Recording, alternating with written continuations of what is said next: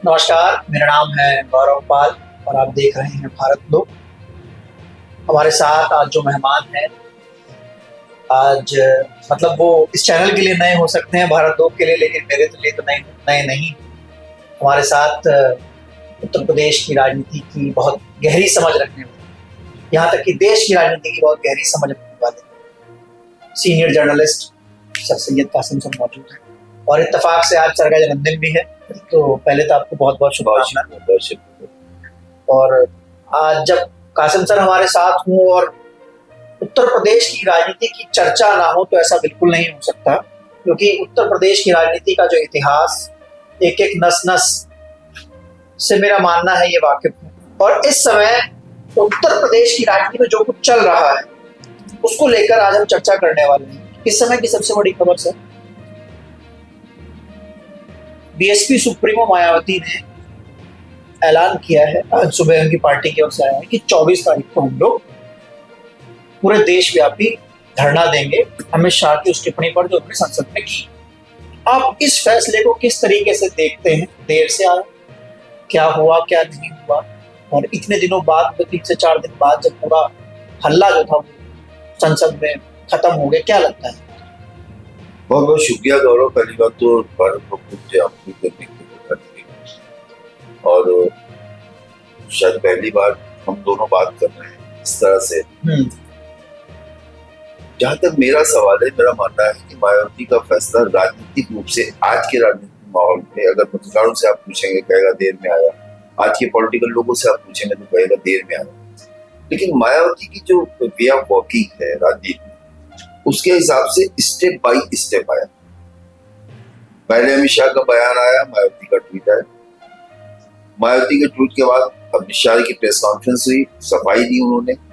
इसके दूसरे दिन फिर मायावती की प्रेस कॉन्फ्रेंस आई। प्रेस कॉन्फ्रेंस के बाद फिर सदन में जिस वक्त हंगामा हो रहा था, धक्कम धुक्की हो रहा था, फिर उनका ट्वीट आ गया और उस पर उन्होंने फिर कहा कि देखिए ऐसा है कि अमित शाह से ये चाहते हैं कि वो माफी मांगे और पश्चाताप करें, वरना बहुजन समाज पार्टी को आंदोलन को बात होना पड़ेगा। और उसके बाद कल रात में उन्होंने, जब कल तक उनका कोई रिस्पॉन्स नहीं आया उस पर और उस मुद्दे को डाइवर्ट करने की कोशिश की गई, सदन के मामला को लेकर सदन को अनिश्चितकाल के लिए स्थगित करके फिर सारंगी को आगे करके इस तरह की चीजें जब होने लगी तो मायावती को लगा कि ये ट्विस्ट कर रहे हैं।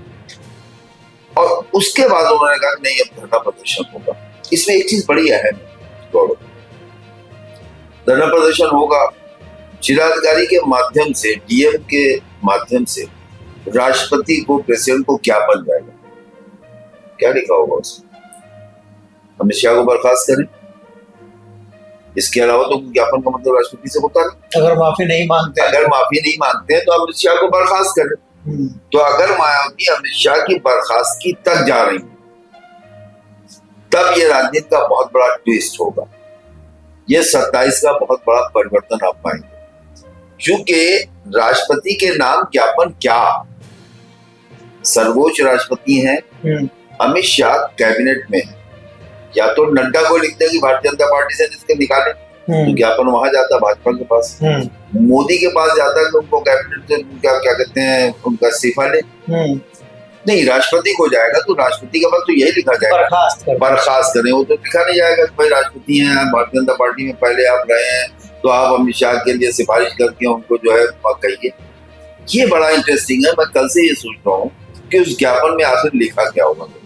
जी सर, जिस तरीके से कांग्रेस ने ये इस मुद्दे की शुरुआत की और मैंने देखा कि पहले कांग्रेस ने कहा, मल्लिकार्जुन खड़गे को आगे किया, उन्होंने प्रेस कॉन्फ्रेंस की, तमाम आरोप लगाए, शायद इस वजह से आगे क्या हुआ कि मल्लिकार्जुन खड़गे जो है दलित चेहरा बनेगा। फिर जब मूवमेंट बनने लगा तो राहुल गांधी, प्रियंका गांधी खुद नीली टी शर्ट, नीली साड़ी पहनकर आ गए, और जैसे ही राहुल गांधी इस मुद्दे में कूदे तो मुद्दा क्या डाइवर्ट नहीं हो गया बाबा साहब के अपमान से? कहीं ये मुद्दा किसी और दिशा में तो नहीं चला गया? क्या कांग्रेस ने इस मुद्दे के साथ जो उनको मिला, क्या उसके साथ जस्टिस किया? देखिए, ऐसा करो कि मेरा हमेशा का एक चीज कहना है कि नारा और विचारधारा दो अलग चीज। कांग्रेस या विपक्षी दूसरी पार्टियां नारों पे विश्वास करती हैं और बहुजन समाज पार्टी या इस तरह के जो संगठन है वो विचारधारा से जुड़े। वैचारिक रूप से जो जुड़े होते हैं उनका तरीका वैचारिक होता है, और जो वोट की राजनीति के लिए नारों के माध्यम से, जिंदाबाद मुर्दाबाद के माध्यम से, कपड़ों से और काले कपड़े और नीले कपड़े से जो प्रदर्शन होता है, बैग टांग के, जो एक संदेश की भूमिका में जो काम होते हैं, वो काम कांग्रेस ने शुरू किया था कि हम मैसेज देंगे नहीं, हम बहुत बड़े हितैषी। लेकिन उस गुब्बारे की हवा पहले तो पार्लियामेंट में मोदी ने निकाली, फिर अमित शाह ने अपने भाषण में निकाली, फिर मायावती ने अपने ट्वीट में निकाली। बस मैं अक्सर सोचता हूँ कि कांग्रेस की लीडरशिप और कांग्रेस के जो लोग हैं, क्या वो 1984 के सिख दंगे, 85 के जो मामले हैं उसमें माफी मांग सकते हैं? राहुल गांधी, प्रियंका गांधी, सोनिया गांधी, खड़गे, राष्ट्रीय अध्यक्ष कांग्रेस, क्या उनको नहीं लगता है कि बार बार हमें उन्हीं मुद्दों पे घेरा जाता है कि बाबा साहब को कैबिनेट से इस्तीफा देना पड़ा, बाबा साहब को लोकसभा का चुनाव हराया, बाबा साहब को संविधान सभा में नहीं जाने दिया, बंगाल के उस हिस्से को पाकिस्तान में दे दिया, तमाम आरोप कांग्रेस पे रखते हैं। तो राहुल गांधी या की पार्टी देश से या दलितों से या बाबा साहब के अनुयायियों से ये माफी नहीं मांग सकती कि कांग्रेस में नेहरू? ये आपने बड़ी बात कही कि जब राहुल गांधी सिख दंगों पर तमाम चीजों पर माफी मांग सकते हैं, तो जो कांग्रेस ने किया वो इतिहास में दर्ज है। इतिहास में दर्ज है, बाबा साहब की किताबों में दर्ज है, उनके लेटर्स, उनके सारे चीजें, उनके भाषण सब मौजूद है। तो उससे कांग्रेस नहीं बच सकती है। ये बचेगी कब? जैसे अब सिख दंगों की बात ही नहीं आती, कांग्रेस ने माफी मांग ली, उन्होंने कहा भाई हम तो थे नहीं।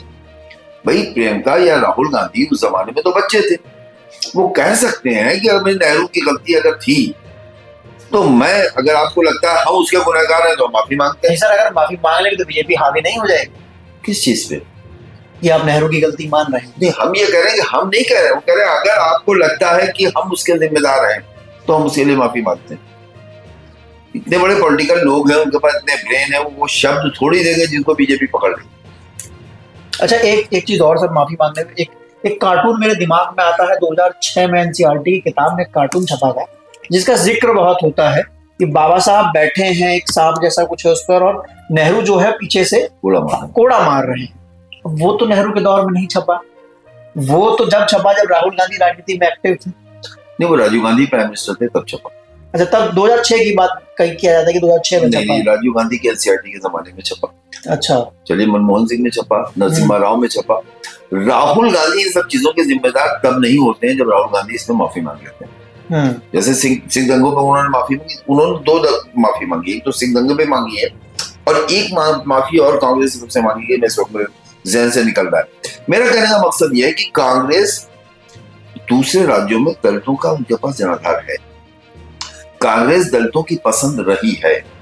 तो अगर कांग्रेस उस पे पीछ पे दिखावे की राजनीति, मुझे नहीं लगता है कि राहुल गांधी दिखावे की राजनीति कर रहे हैं, क्योंकि लेकिन राहुल का भाषण शैली देखिए, बोलना देखिए, बात संविधान की करेंगे, जैसे आप अक्सर ट्वीट करते हो, कहोगे हिंदुस्तान, बात करोगे संविधान की। संविधान के आप जो किताब खोलोगे तो उसमें साफ साफ लिखा हुआ, पहले पन्ने पे लिखा हुआ India that's Bharat, Bharat that's India. उसमें हिंदुस्तान का कोई मतलब का जिक्र नहीं है। तो जिस हिंदुस्तान का जिक्र नहीं है उस हिंदुस्तान को आप संसद से सड़क पर बोल रहे हो और बात संविधान की कर रहे हो। मुझे लगता है कि अभी मैं यूपी तक पे यही बात कह के आया हूं कि डॉक्टर अंबेडकर विचार है, और मायावती नफे नुकसान के लिए अंबेडकर का नाम नहीं लेती। मायावती ने 3 सरकारें उत्तर प्रदेश में अपनी भारतीय जनता पार्टी से गिरवा ली, लेकिन अंबेडकर पर कंप्रोमाइज नहीं किया, चाहे वो लखनऊ का पार्ट रहा हो, चाहे अंबेडकर यहाँ का पार्ट रहा हो, चाहे तो क्या बुद्ध यूनिवर्सिटी रही हो, चाहे जितनी चीजें थी वो बनाती चली गई। अम्बेडकर ग्राम योजना रही हो, सारी चीजें उन्होंने की। अम्बेडकर नगर जिला रहा हो, भाजपा नाराज हुई, समर्थन वापस ले लिया, 4.5 महीने में सरकार गिर गई, 6 महीने में सरकार गिर गई, 15 महीने 22 दिन में सरकार गिर गई। लेकिन मायावती अम्बेडकर और अपने महापुरुषों वाले जो काम थे, मिशन थे, पूरा करते रहे। एक बात गौरव मेरे जहन में कल आई कि किसी भी पॉलिटिकल पार्टी की विचारधारा, विचार, उसकी पॉलिसीज तब पता चलती है जब वो पावर में आती है। बिल्कुल। विपक्ष में आप सबकी बात कर सकते हैं, सबका जिंदाबाद कर सकते हैं, हम दलितों के लिए ये करेंगे, हम पिछड़ों के लिए ये करेंगे, हम मुसलमानों के लिए ये करेंगे, धार्मिक अल्पसंख्यक के लिए ये करेंगे। सरकार आने के बाद आप क्या करते हैं, ये आप तीनों सरकारों को अगर आप देखिएगा, कांग्रेस 50 साल तक बाबा साहब को भारत रत्न नहीं दे पाई। नहीं सर, आपने ये बात तो बिल्कुल फैक्ट है, कांग्रेस ने भारत रत्न नहीं दिया, लेकिन इस समय बीजेपी की ओर से भी एक बयान जो है वो खूब दिया जा रहा है कि जब बाबा साहब को भारत रत्न दिया गया तो भाजपा समर्थन की सरकार थी और भाजपा ने उसका समर्थन किया, इसलिए भारत रत्न दिया गया और हम बड़े बाबा साहब हितैषी। बाबा साहब को जब भारत रत्न मिला, जनता दल की सरकार थी, विश्वनाथ सिंह प्रधानमंत्री थे, भारतीय जनता पार्टी का समर्थन था, भारत रत्न मिला, इससे इनकार नहीं। 14 अप्रैल को छुट्टी उसी सरकार ने दी, भारतीय जनता पार्टी का समर्थन था, इससे इनकार नहीं किया जा सकता। लेकिन उसी सरकार को मंडल कमीशन के लागू होने के बाद भारतीय जनता पार्टी ने समर्थन वापस लेके गिरा दिया। ये भी एक फैक्ट है, ये भी एक सच्चाई जो भारतीय जनता पार्टी से अपने दामन को नहीं बचा सकती है। कांग्रेस की मैंने आपसे बात की कि बाबा साहब अम्बेडकर, आपने उनको भारत रत्न नहीं दिया। उसके अलावा तमाम पॉलिसीज देख लीजिए कांग्रेस की, जो दलितों, पिछड़ों, अल्पसंख्यकों सबके खिलाफ। भारतीय जनता पार्टी और कांग्रेस में बहुत अंतर नहीं पॉलिसीज के मामले में। ये हार्ड लाइनर है, वो सॉफ्ट लाइनर है। बाबरी मस्जिद का ताला खुलना रहा हो, बाबरी मस्जिद को ताला बंद करना रहा हो, बाबरी मस्जिद का गिरना रहा हो, शिलान्यास का होना रहा हो, उस जमीन का क्या कहते हैं अक्वायर करना रहा हो, ये सारे काम कांग्रेस ने किए। सुप्रीम कोर्ट ने फैसला दे दिया, मंदिर बन गया, काम कांग्रेस का है।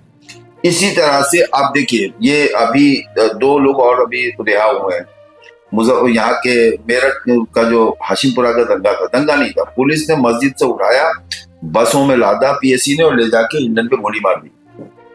नौजवान लड़कों को निकाला मस्जिद से नमाज पढ़ते हुए, मार दी, उसमें सब लोग बरी हो गए, अभी छूटे हैं। कांग्रेस की हुकूमत थी, क्या हुआ? कुछ नहीं हुआ, कोई गिरफ्तारी नहीं हुई, किसी पे कार्रवाई नहीं हुई। ये पॉलिसी कब पता चलती है? जब आप गवर्नमेंट में। मायावती जब गवर्नमेंट में आई, 6 महीने की सरकार में अम्बेडकर नगर जिला बन गया, अम्बेडकर ग्राम योजना शुरू हो गई, अम्बेडकर पार्क बनना शुरू हो गया, क्या कहते हैं पेरियार मेला लग गया, पटेल शाहूजी महाराज मेला लग गया, शाहूजी महाराज के नाम से सारी चीजें होने लगी, महापुरुषों के नाम पे कॉलेज और अस्पताल बनने लगे।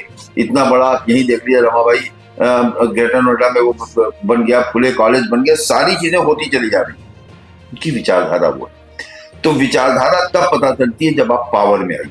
बिल्कुल, विपक्ष में रह के जिंदाबाद मुर्दाबाद करके ये नहीं पता चलता किसकी सर। ये तो बात रही कांग्रेस की। बीजेपी जो है वो अपने आप इस समय जैसे तमाम बयान आ रहे हैं कि नरेंद्र मोदी नतमस्तक हो जाते हैं बाबा साहब के सामने, और मैं वो दौर याद करता हूं कि ये एक दौर वो भी था कि जब अगर हम इतिहास में जाए तो ये वही दल है जिन्होंने कभी ना कभी बाबा साहब को एक्सेप्ट नहीं किया और तमाम चीजों का अपमान किया, फिर उनके लाए हुए कानूनों का को नकारा, जैसे हिंदू कोड बिल, तमाम चीजें।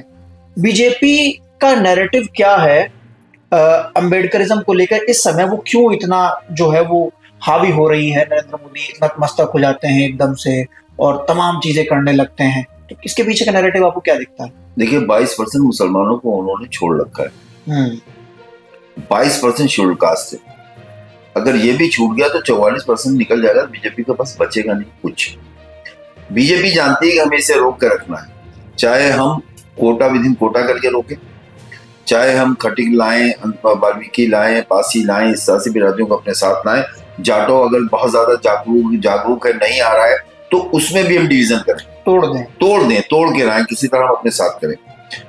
बीजेपी की जो पिच है हिंदुत्व की, वो पिच अंबेडकर वालों से मैच नहीं खाती। अंबेडकर इस विचारधारा का आदमी बीजेपी की हिंदू पिच पे नहीं जाता। 2014 में बीजेपी को जो वोट मोदी का को मिला था, शेड्यूल कास्ट का भी खूब वोट मिला था, तो वो हिंदुत्व की पिच पे नहीं बना, वो पब्लिसिटी उसकी जो ये थी कि मोदी आएंगे, मोदी कैंपेन, अच्छे दिन आएंगे, खाते में पैसे आएंगे, तो ये एक जो कैंपेनिंग थी उसका फायदा मिला था। तो आप 24 में देखिए, वही जब स्विच करता है कांग्रेस की तरफ, तो मोदी उत्तर प्रदेश में उनकी हालत क्या होती है, देश के दूसरे राज्यों में क्या हालत होती है। वो मोदी जो किसी भी बिल को चुटकी में पास करा लेते, तो वो मोदी वक्त बिल को भेज चुके हैं जेपीसी में, और ये दूसरा bill one nation one election JPC में चला। इतिहास रहा है कि जेपीसी में बिल ही नहीं गया। तो ये मोदी का डर है कि शेड्यूल कास्ट वोट को किसी तरह रोकना है। ये जानते हैं कि शेड्यूल कास्ट बाबा साहब अम्बेडकर से इस तरह से जुड़ा हुआ है कि अम्बेडकर को पकड़िए तो शेड्यूल कास्ट आपका सम्मान करने लगता है। तो अब लेट जाना, लेकिन वो सिर्फ मूर्ति और बने कि वो सिर्फ नारों पे नहीं प्रभावित होता है। आपके नारों पे वो 14 से 19 तक रहा, लेकिन उसके बाद उसकी विचारधारा ने उसको पकड़ना शुरू किया। अब उसकी विचारधारा में आने के बाद आप ये समझ लीजिए कि मोदी उनके हाथ से वो निकल गया। होता ये है कि प्रधानमंत्री मोदी तो चाहते हैं कि साहब हम लेट लें आगे, लेकिन दूसरे लोग जो संघ की मानसिकता के कट्टर लोग हैं, कड़वे लोग हैं, वो उस चीज को स्वीकार नहीं कर पाते हैं। अब 10% आपने ईवीएस दे दिया, ईडब्ल्यूएस दे दिया, किसमें से कटा, उसका कट ऑफ कितना कम गया, इस पे नजर रखता है ये समाज जो अम्बेडकराइज है। उसमें जरूरी नहीं है कि वो अम्बेडकराइज शेड्यूल हो, उसमें ओबीसी के लोग भी होते हैं, उसमें गौरव पाल जैसे भी लोग होते हैं, जिनके ट्विटर हैंडल पे जाइए तो आपको दिखाई देता है कि हमारे हक अधिकार को कहाँ काटा जा रहा है। वहां कुर्मी है, तमाम पटेल हैं, तमाम मौर्य हैं, तमाम कुशवाहा हैं। तो ये अम्बेडकराइज विचारधारा जो है वो आप समझिए ना, विचारों की विचारधारा, विचारों पे चलने वाले लोग।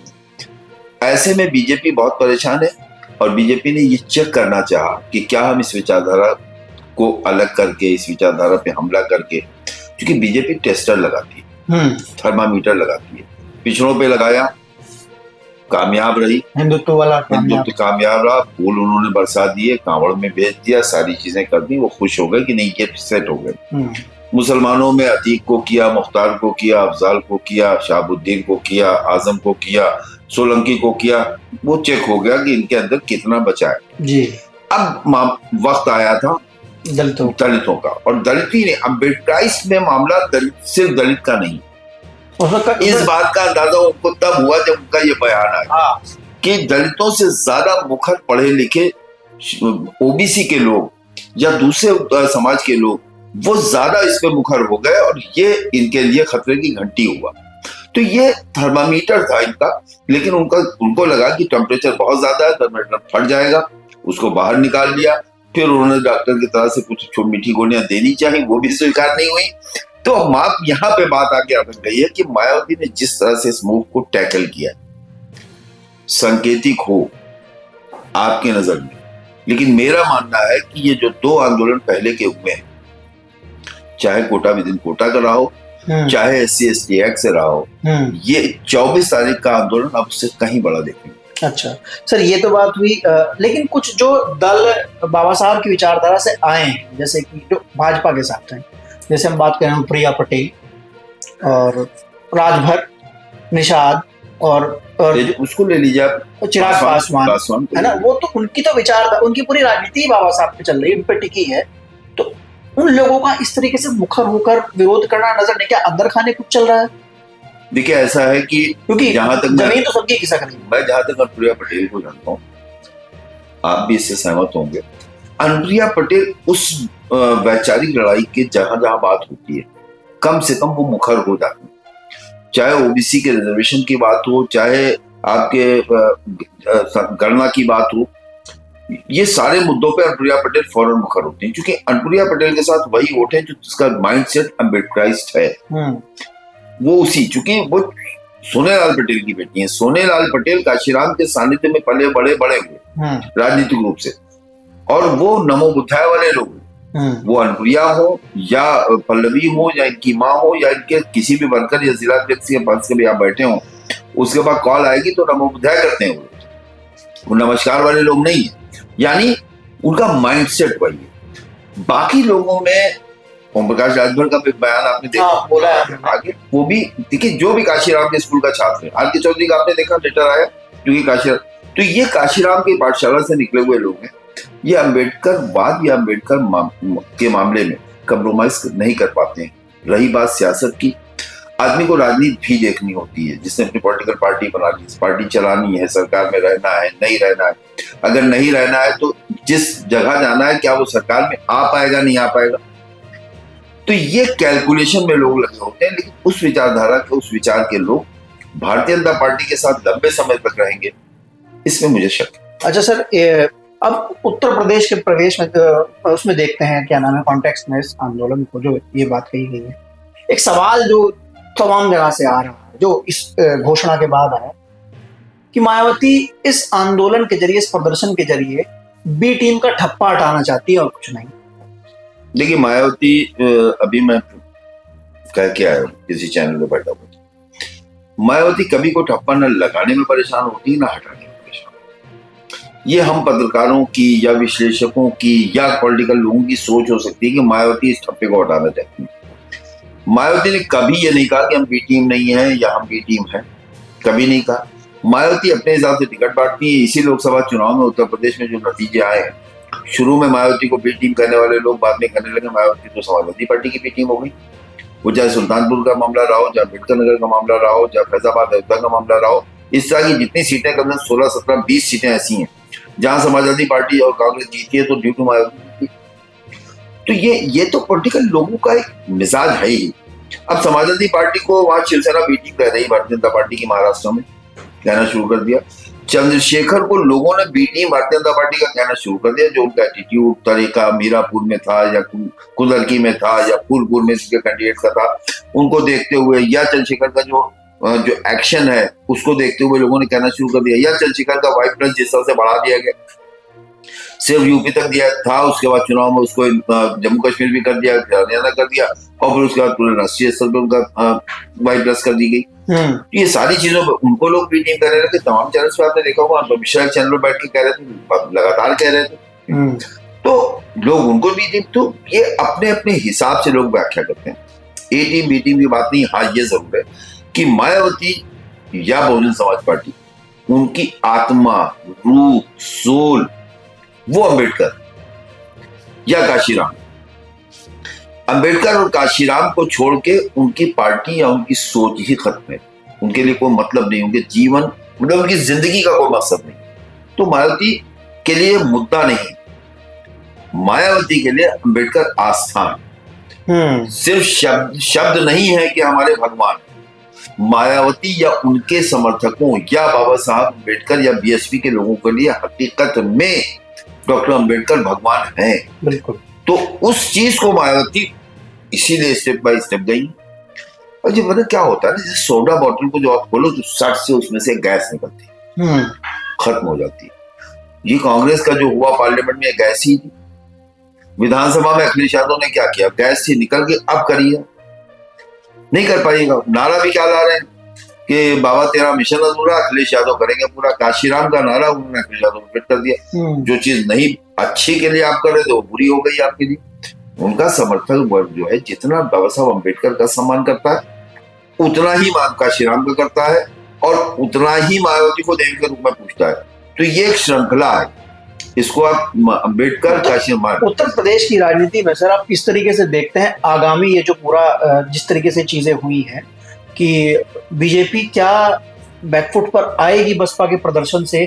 क्या जो दलित वोटर है जिसको अपने पाले में लेने की कोशिश भाजपा कर रही है उस पर क्या असर पड़ेगा? सबसे बड़ी चीज, जो समाजवादी पार्टी भी इस पूरे मामले को उस तरीके से प्रदर्शन कर रही है, लगातार वो कर रही है, तो जो दलित वोटर है उसके सामने क्या ऑप्शन दिखाई देगा? क्या वो बसपा यहाँ से रिवाइव कर सकती है या फिर वो समाजवादी पार्टी या कांग्रेस की तरफ भी जा सकते हैं? कैसे देखते हैं? देखिए गौरव, वोट की राजनीति में मायावती अगर एक्टिव है वोट उनके साथ, मायावती इनएक्टिव है तो आधा वोट उनके साथ। ये हम लगातार देखते चले आ रहे हैं जब से मायावती इस फ्रेज से बाहर हुई है, या ये माना जाए कि मायावती या बहुजन समाज पार्टी का वोट कम होना शुरू हुआ है।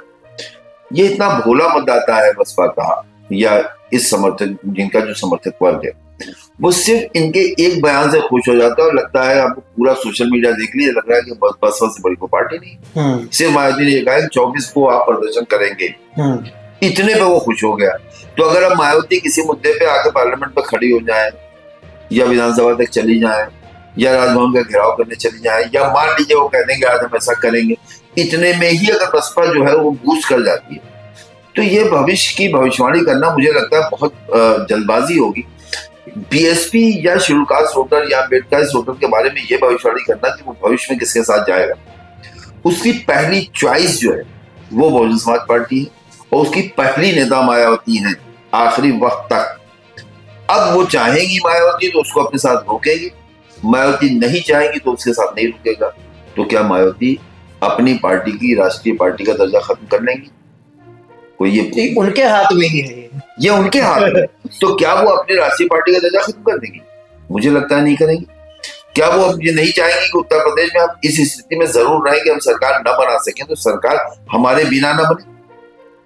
तो उसके लिए जो कदम उठाने हैं मुझे लगता है उस ओर बढ़ाया गया, ये पहला कदम है जो 24 तारीख को आप देखते जा रहे हैं। अच्छा सर, लेकिन सर अरविंद केजरीवाल दिल्ली में मैं देख रहा हूँ, अभी हाल ही में दिल्ली का चुनाव होने वाला है कुछ दिनों बाद, अरविंद केजरीवाल ने उस मुद्दे को पकड़ा। उनका एक एआई वीडियो आया है ना, उनको लग रहा था कि कहीं कांग्रेस और भाजपा की लड़ाई में फुटेज हमको नहीं मिल पाया, तो एक एआई वीडियो जनरेट हुआ। उन्होंने फिर उसके बाद उन्होंने कहीं से एक जगह से घोषणा की कि बाबा साहब आधुनिक भारत के भगवान से कम नहीं है, और आज दलितों के लिए स्कॉलरशिप का एक ऐलान कर दिया।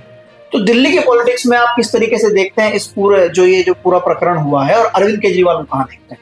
देखिए, अरविंद केजरीवाल को मैं राजनीति का एक बहुत बड़ा खिलाड़ी मानता हूँ, और उसी राजनीति के खेल में अरविंद केजरीवाल ने नरेंद्र मोदी को भी दबा दिया। ये कोई छोटी मोटी बात नहीं है। प्रचार तंत्र में वो नरेंद्र मोदी से कम नहीं। जो राजनीति जो कलाबाजियां चाहती है उसमें भी वो मोदी से आगे है। दिल्ली में दलितों का बड़ा हिस्सा जो है वाल्मीकि, वाल्मीकियों को उन्होंने अपनी तरफ करने में कोई कोर कसर कभी नहीं छोड़ी, और वो कामयाब भी उसमें रहे। जाटो केजरीवाल से प्रभावित नहीं होता। वो बहुजन समाज पार्टी की दिल्ली की निष्क्रियता की वजह से कांग्रेस की तरफ शिफ्ट होता हुआ दिखाई दे रहा है। वो भारतीय जनता पार्टी को भी नहीं पसंद करता है। कुछ सीटों में आप ऐसा देख सकते हैं कि केजरीवाल को हराने के लिए वो भारतीय जनता पार्टी के साथ भी जा सकता है, कांग्रेस के साथ भी जा सकता है, क्योंकि जाटो वोटर जो है वो केजरीवाल को बिल्कुल अपना हमदर्द नहीं मानता है। और उसका पैमाना आप सोशल मीडिया पे जब भी देखेंगे तो अम्बेडकराइज जो भी लोग हैं वो केजरीवाल के बारे में कोई अच्छे शब्दों का प्रयोग नहीं करते, लेकिन वो तो बोलते हैं कि आधुनिक भगवान के भारत के भगवान से कम नहीं। और इनका ये कहना है कि हमारे बाबा साहब 100 भगवानों से बड़े। तो दोनों में बड़ा अंतर है। भगवान से कम नहीं है, यानी भगवान के आसपास है, भगवान नहीं है। अच्छा, तो इस चीज को देखिए, अम्बेडकर इसको खूब पकड़ता है। केजरीवाल बेसिकली जो वोट भारतीय जनता पार्टी का है वही वोट केजरीवाल का है। केजरीवाल की जो शैली है वो बिल्कुल संघ की विचारधारा से मेल खाती हुई शैली है। तो केजरीवाल को विधानसभा में वो वोट मिलता है जो दिल्ली का बीजेपी का वोट है।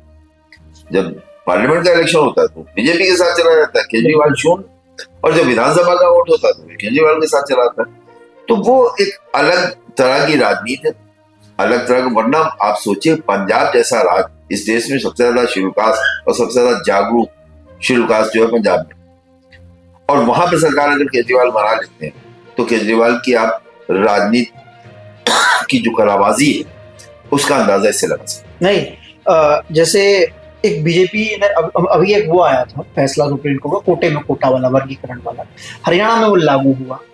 और क्या जो दिल्ली का वाल्मीकि वोटर है वो इस फैसले की वजह से, जैसे हरियाणा में लागू किया बीजेपी ने, क्या शिफ्ट नहीं होगा भाजपा की तरफ कि अगर दिल्ली में भी कोटे में कोटा लागू कर दिया जाए? तो कोटे में कोटा के पक्ष में तो केजरीवाल भी है ना। अच्छा, केजरीवाल भी कोटे में कोटा के पक्ष में, वो उसके विरोधी का।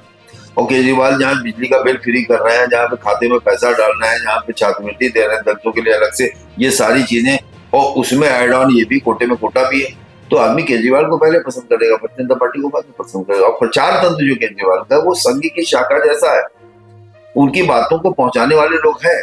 आप ही ने कहीं लिखा था कि ऐसा लगता है कि भारतीय जनता पार्टी कभी दिल्ली में चुनाव ही नहीं लड़ रही। हाँ, बिल्कुल दिखता है।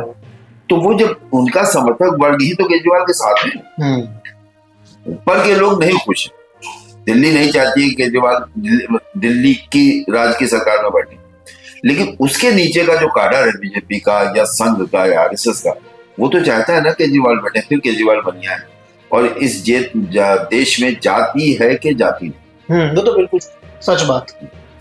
तो ये हमारी बातचीत हुई सैयद कासिम साहब के साथ, और आप लोगों ने जो इस पूरा प्रकरण चल रहा है, जो विवाद चल रहा है, टिप्पणी कह लीजिए, विवाद कह लीजिए, उसको लेकर हमने हर मुद्दे पर एक एक सवाल को क्लैरिफाई करने की बात की। बीएसपी 24 तारीख को प्रदर्शन करने जा रही है।